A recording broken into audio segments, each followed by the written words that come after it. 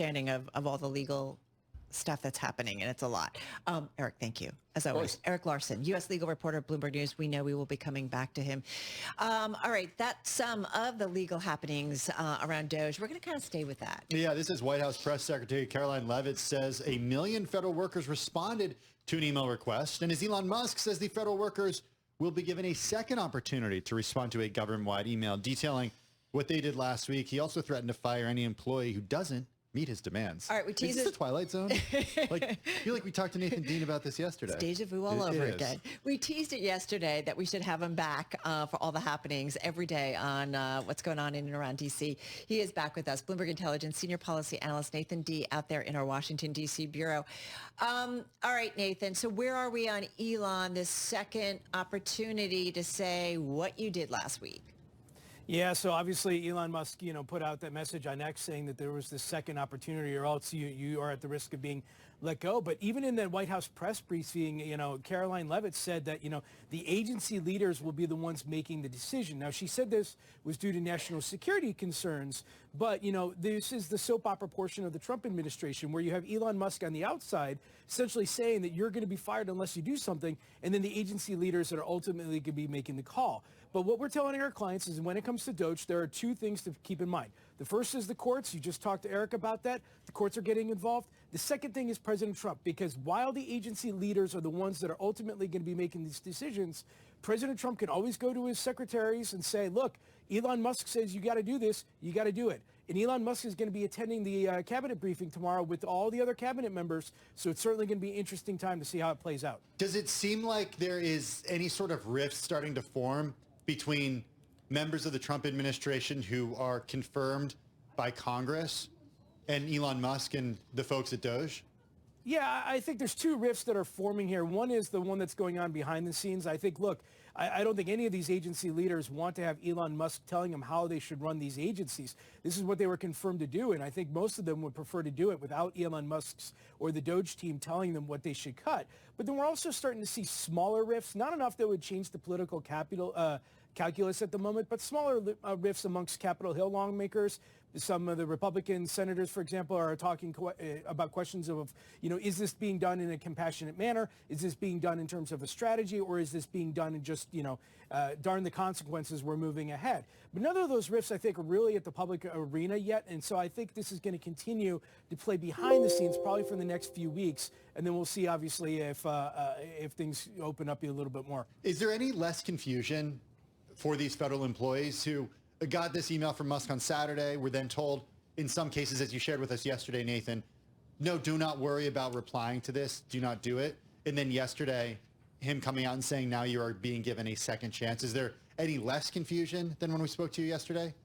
No, the confusion is still there. And I think that's partly by design. I think Elon Musk will put out these statements on X saying, hey, if you don't respond to this, you could be fired, in order to drive up some anxiety and see if people voluntarily leave.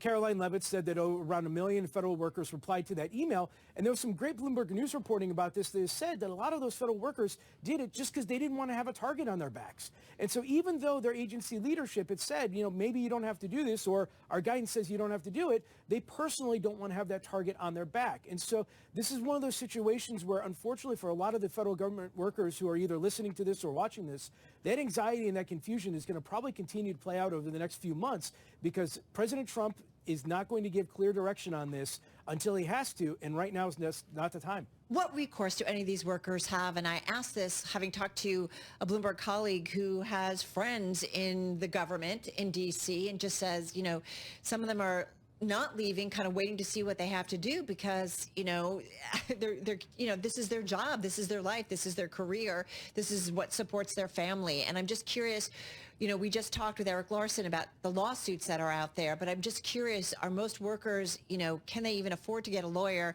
and kind of fight this? What is their recourse? Are they banding together? I think a lot of these workers are relying on their unions to fight the battles for them. Like you said, they can't afford lawyers, it'd be very expensive to afford a lawyer. But I'll just say, anecdotally, from a personal perspective, I've had friends reach out and say, look, I'm probably going to leave the government. Is there anywhere around the D.C. area that's looking for people of, their expertise? Because, this is very much an uncertain time. And I said yesterday, it reminds me of 2008 in Wall Street when those bankers didn't realize what the future was going to be like. Right. That's what it now feels like here in Washington. So then how does that reshape the federal government, or have the potential to reshape the federal government? A lot of times people who work in government, they're, service oriented. They're not doing it to get wealthy. How do you see it? So I think there's really two angles here. The first is the efficiency side. I think if you were to give, 100 Americans truth serum, I think 90 plus of them would say, look, the United States government needs to be more efficient. And, by cutting some of the workforce, perhaps you do make that efficiency gains. But the question is, the second part is, are you cutting the wrong people? Or are you cutting people that have valuable expertise? For example, when Elon Musk says we're going to go after probationary employees, that wasn't just employees who just started their job. There was also people who were recently promoted, because then they become probationary. And so it's going to be very much a very difficult position if we get to a situation where the government needs to rehire a lot of folks. A lot of expertise will be gone and probably won't come back. Yeah, I've heard college recruiting in some cases. Just anecdotally, again, that's not happening on campuses, for government jobs. Last question, the Doge tour of the U.S. government, that's going to continue? Other agencies that are going to be targeted?